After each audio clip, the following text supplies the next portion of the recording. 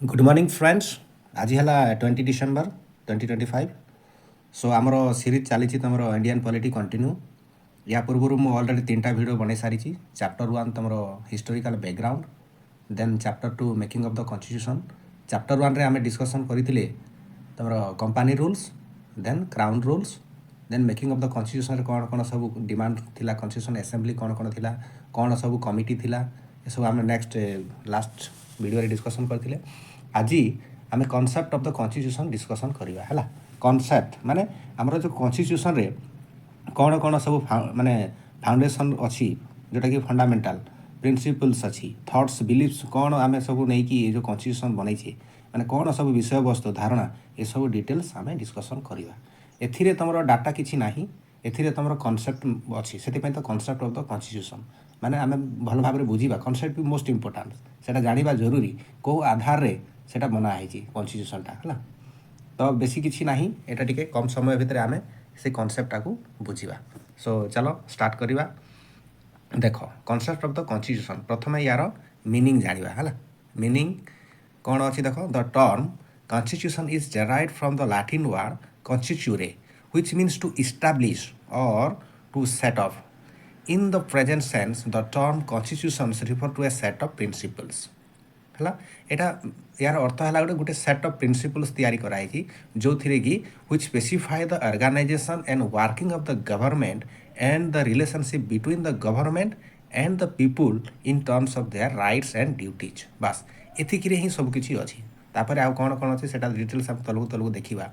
बहुत मुख्य जो कॉन्सेप्टा तुम कॉन्स्टिट्यूशन यही पॉइंट को लेकिन ही डेस्क्राइब कराई है। कौन ना गोटे सेट ऑफ प्रिंसिपल कराई आउ तुम गवर्नमेंट आ रिलेशनशिप बिटवीन जो आमर अच्छी पीपुल मान सहित आउ पुणी आमर राइट्स कौन अच्छी, ड्यूटीज कौन अच्छी, यहाँ बोथ आमर पीपुल मान सिटीजन मान भी आउ गवर्नमेंट मान गोटे सेट ऑफ प्रिंसिपल्स कराई से तुम कॉन्स्टिट्यूशन। आउ यहाँ तुम कौ आकार में अच्छी, कौ डिफरेंट देश सहित कौन सब कंपेरिजन कराई देखा। ओके नेक्स्ट देख, तापर आउ गोटे पॉइंट कौन कहुई ये देख, the constitution is variously described as the fundamental law of the land, supreme law of the state। देख देश चलवाई निहाती गोटे लॉ दरकार, गोटे निहाती लॉ, विदाउट लॉ देश चलो ना।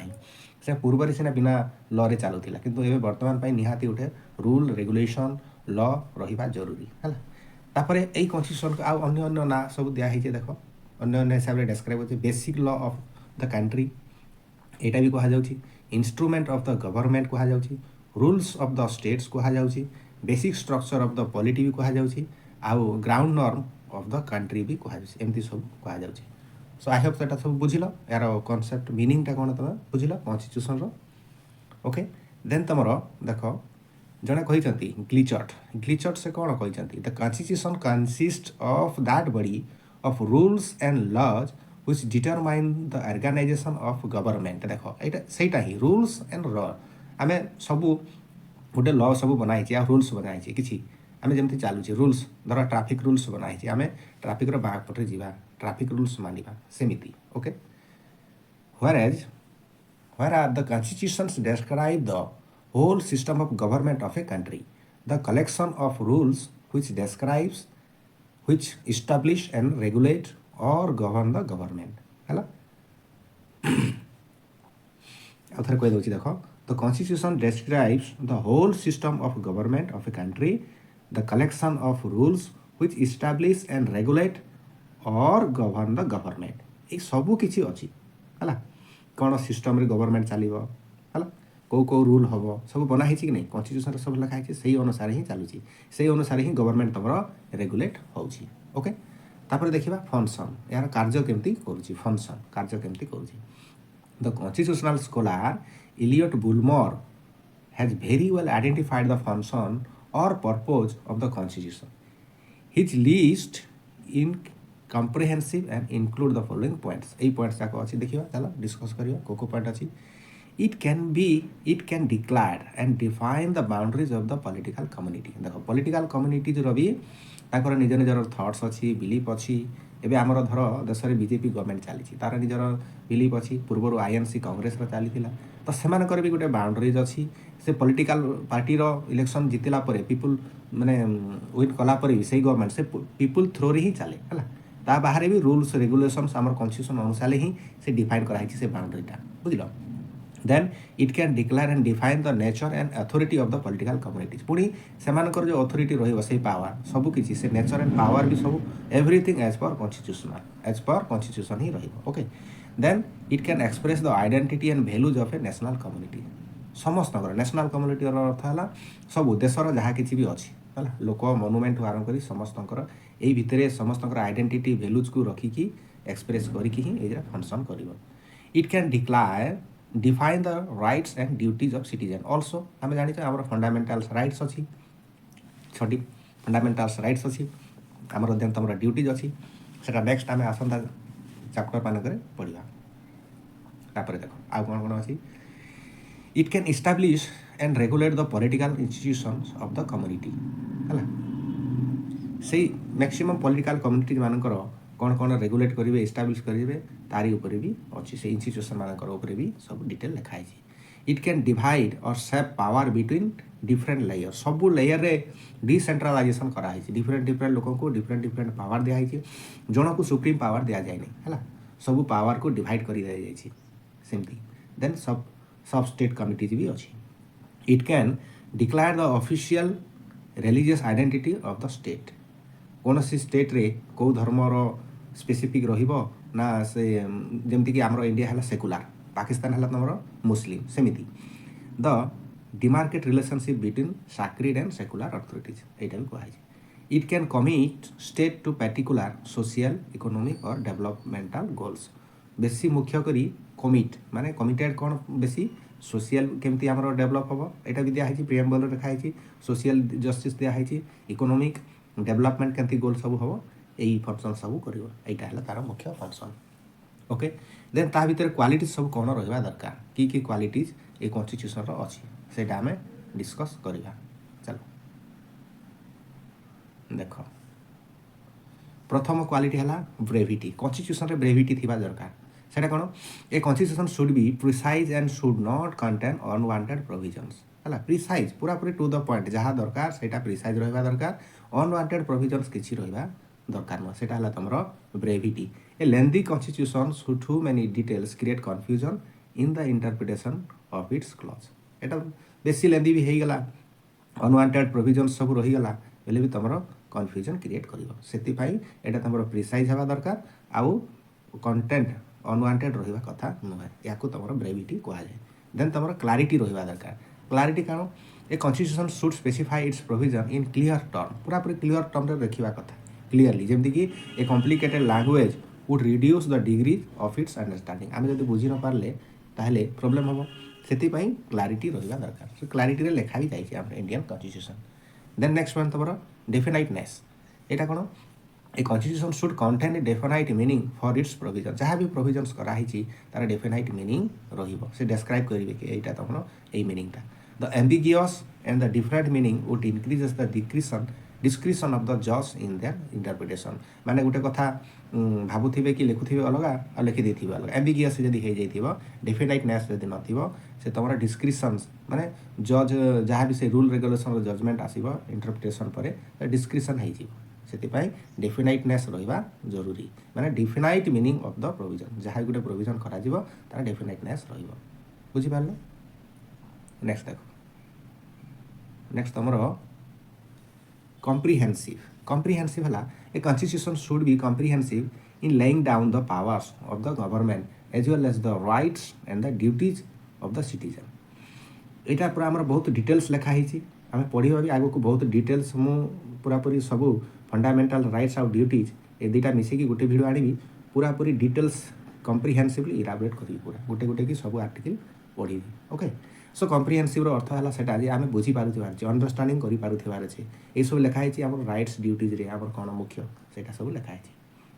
ଏଇଟା କଲେ this should reduce the scope for the controversies and litigation. ଏଇଟା କମିଯିବ। Then suitability.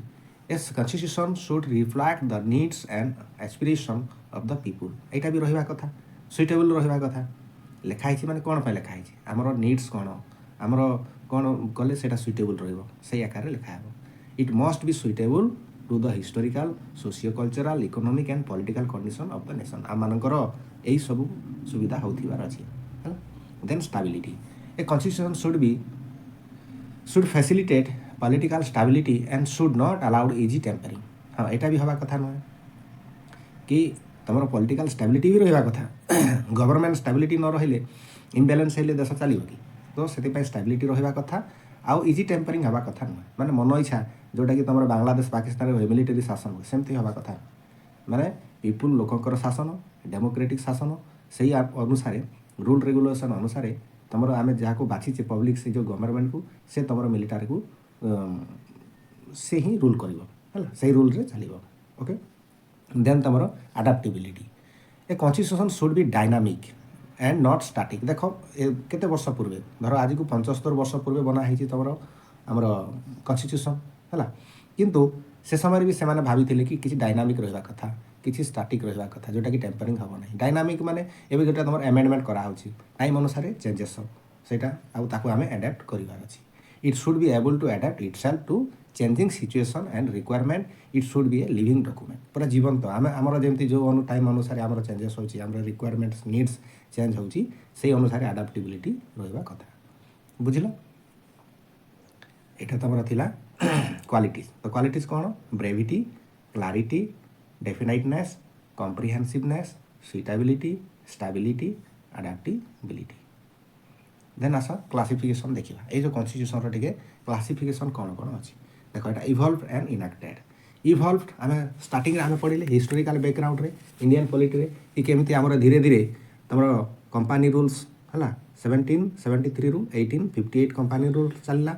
एमती धीरे धीरे एक्ट, रूल्स, रेगुलेशन आमर ब्रिटिशर्स मैंने बनइले आम है। देन क्राउन्स रूल्स स्टार्ट है 1858 रु 1947 अप टू आमर इंडिपेंडेंस।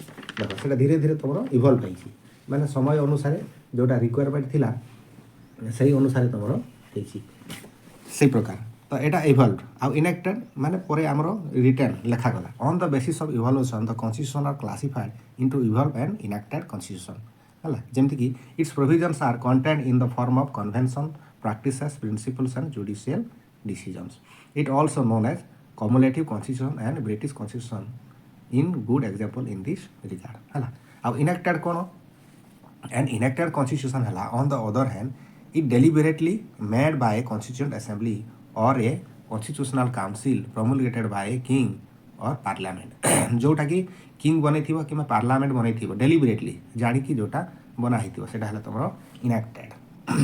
बुझल, it is also known as conventional constitution and the America and Indian constitution are the good example in this regard. तो आमर जोटा आमर इवॉल्व होनी, आमर आफ्टर इंडिपेंडेंस आमर इनएक्टेड होती, माने डायरेक्ट आमर सब लिखा जाए, अमेरिकार भी लिखा जाए, इंडियार भी लिखा जाए। अंडरस्टूड? ओके, चलो नेक्स्ट पॉइंट देखा। नेक्स्ट है तुम रिटर्न एंड अनरिटर्न। देख यहाँ पुणी दु प्रकार अच्छी, किसी कंट्री रे रिटर्न अच्छी, किसी अनरिटर्न भी अच्छी। On the basis of incorporation of provisions, the constitution are classified into written and unwritten constitution. A written constitution is one in which the provisions are incorporated in the form of books or documents or a series of documents. देखो आमर constitution आम जानी return होगी अच्छी, गोटे books अच्छी है, गोटे डॉक्यूमेंट्स आकार सीरीज ऑफ डॉक्यूमेंट्स अच्छी। यहाँ है तुम रिटर्न। आउ अनरिटर्न कौन? अनरिटर्न है देख it is concisely formulated and तो बड़ी छाड़। देन तुम डॉक्यूमेंट कन्स्टिट्यूशन और codified constitution the constitution of the जमती कि यूएसए है, कनाडा है, जापान है, France, India some of the good example in this regard. यहाँ है आम रिटर्न कन्स्टिट्यूशन है। And unwritten constitution on the other hand is one which most of the provisions are not incorporated in the form of a book, documents or series of documents. Unwritten मान तो simple कथा बुझी पारना, सेटा लेखा ही नथिबो, book नथिबो सेमिति है। Next देखो rigid and flexible. Rigid and flexible. Rigid अर्थ है a rigid constitution is one which can not be amend in the same manner as the ordinary law.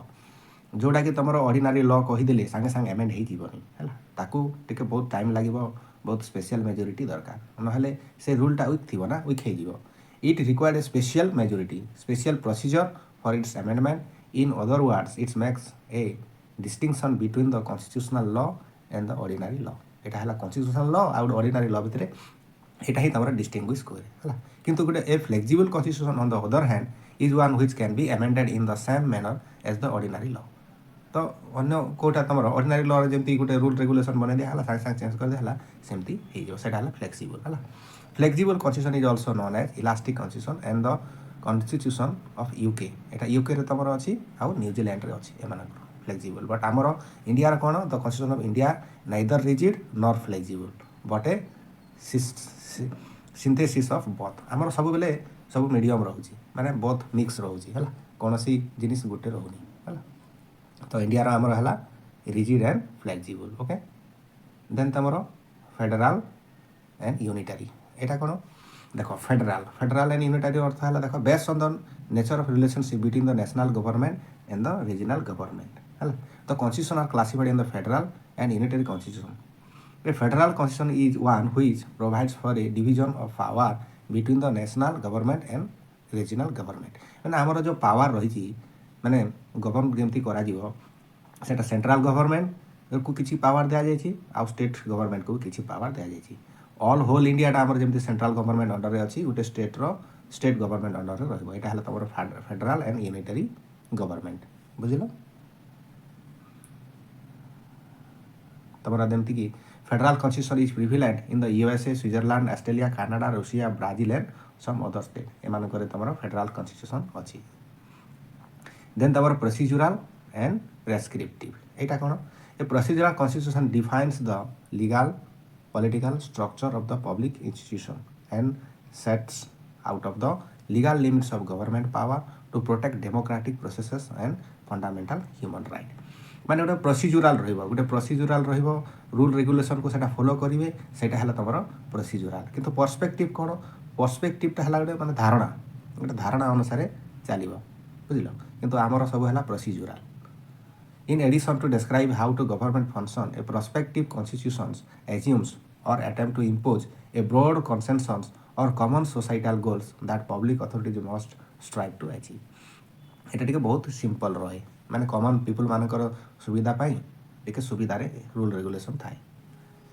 Then आम देखा आमर कन्स्टिट्यूशनलिज्म एंड कन्स्टिट्यूशनल गवर्नमेंट यहाँ कौन difference constitution कौन आ पुणी कन्स्टिट्यूशनलिज्म कौन यार मीनिंग देख देख कौन सी आमर कंट्री भी कन्स्टिट्यूशन अच्छी किंतु सही कन्स्टिट्यूशन अनुसार देश चलबार अच्छी से तुम कन्स्टिट्यूशनलिज्म खाली कन्स्टिट्यूशनल थी हम नहीं एवं अदर कंट्री मानकर भी कन्स्टिट्यूशन थी एवं नॉर्थ कोरिया तुम डिक्टेटरशिप अच्छी है कि तुम आउ को देश में अच्छी कन्स्टिट्यूशन बनई थे किंतु राजा शासन करूँ मैक्सिमम जो तुम मिडिल ईस्ट कंट्री जाक सेमती है देख a country may have a constitution but no constitutionalism केमती as in the case of dictatorship हो unlimited power jeopardise freedom of the people absolute power corrupt absolutely therefore a constitution should be permeated with constitutionalism माने constitution अनुसार ही exactly चलवा सेटा है कन्स्टिट्यूशनलिज्म आ constitution बनई देगी माने मनमानी डिक्टेटरशिप राजा शासन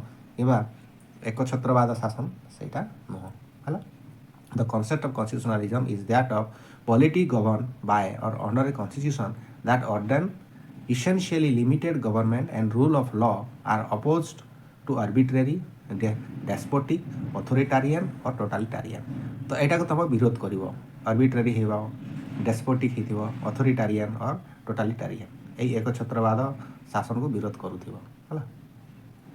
देन डेफिनेशन किसी जन देती कौन से जमीक धर ये फेडरिक कौन कहते एमती यहाँ कौन रुइसैक ये कहते कि कन्स्टिट्यूशनलिज्म मीन्स इसेंशियली लिमिटेड गवर्नमेंट माने गोटे तार लिमिटेड रखाई एमती नुहे कि अनलिमिटेड पावर दिखाई कन्स्टिट्यूशनलिज्म मीन्स इसेंशियली लिमिटेड गवर्नमेंट है आपको लिमिट रखाई जमीक आमर सब पावर को सेपरेट कर एग्जीक्यूटिव पावर लेजिस्लेटिव पावर आउ तुम एग्जीक्यूटिव लेजिस्लेटिव या तुम जुडिशियरी यही पावर को अलग अलग कराई कहीं तुम चेक एंड बैलेंस रही लिमिटेड पावर रहिबो जणे आ जणकू अपोज करिवो हला whereas constitutional government means something more than a government according to the term of constitution सबु किछि constitutional government रो अर्थ हला जे पूरा पूरी कंप्लीटली constitution आकार ही चलिबो बुझिला तापर लास्ट को देखो एलिमेंट्स एथिरे कोन कोन सब एलिमेंट्स थिबा दरकार एलिमेंट्स माने तारो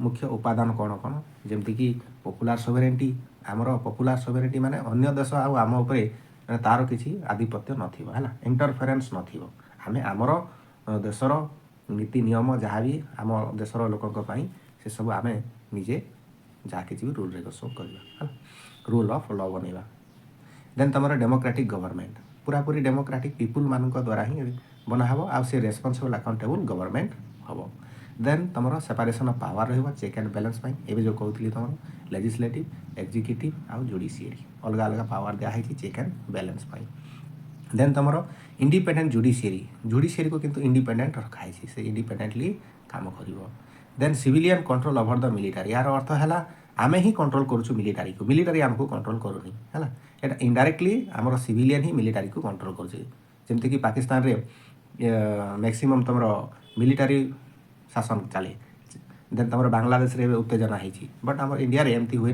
आमर मिलिटरीटा गवर्नमेंट अंडर रे रहे आ गवर्नमेंट है बाय द पीपुल आ for the people okay then तुम police govern by the law and judicial control police भी तुम मनमानी करनी तार भी रूल रेगुलेशन अच्छी आउ से जुडिशियल कंट्रोल रे रही सब उपादान एलिमेंट थाए देन तुम लास्ट है respect for the individual rights यहाँ मोस्ट इम्पोर्टाट आमर से फंडामेंटाल राइट्स दिखाई है नेक्स्ट चैप्टर मानक आमर फंडामेंटाल राइट्स आम सब डिस्कसन करवा सो ये चैप्टर आम कौन कौन डिस्कसन कले जस्ट आउ टिके समराइज करदे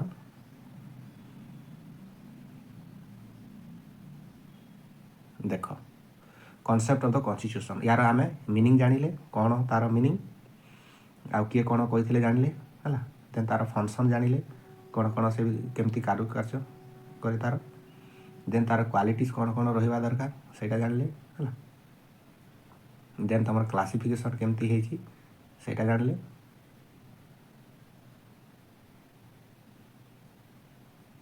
देन तुम लास्ट को कॉन्स्टिट्यूशनलिज्म एंड कॉन्स्टिट्यूशनल गवर्नमेंट यार मीनिंग आउ डिफरेंस जानिले तार डेफिनेशन जानिले आउ लास्ट को आमर कॉन्स्टिट्यूशन रे कौन कौन सब एलिमेंट रहा कथा सेटा जानिले so thank you for watching मु एमती कंटिन्यू डेली गोटे गोटे वीडियो आनी कंप्लीटली ये जो पॉलिटी आमर सारिबा नेक्स्ट आमर प्रिलिम्स जो अच्छी जोन आड़ को हो पारे ओएस ता पूर्व पॉलिटी सरला परे जीएस 1 आनी तापर जीएस 3 देन तुम इथिक्स से गुड़ाक सरला देन प्रिलिम सरीगला ओएस पाए आमर इंग्लिश ओडिया लैंग्वेज पेपर जहाँ सब अच्छी पीवाई की सब करवा एक्सपेक्टेड सब किसी करवा देन एसए रो भी आनी वीडियो आ मोर जो अच्छी होम साइंस से ऊपर कंप्लीटली यही ऊपर वीडियो आसो धीरे धीरे तो जो मैंने मोर देखुच यहाँ को काइंडली टिके सब्सक्राइब कर शेयर कर तुम फ्रेंड्स मानू आ मत मेसेज कर ना टेलीग्राम मोर भी अच्छी मत जो भी शेयर कर दूसरी से थ्रू मत मेसेज कर तुमको पीडीएफ भी शेयर करदेवी है आ चाहिए आम डिस्कसन भी कर okay thank you have a good day.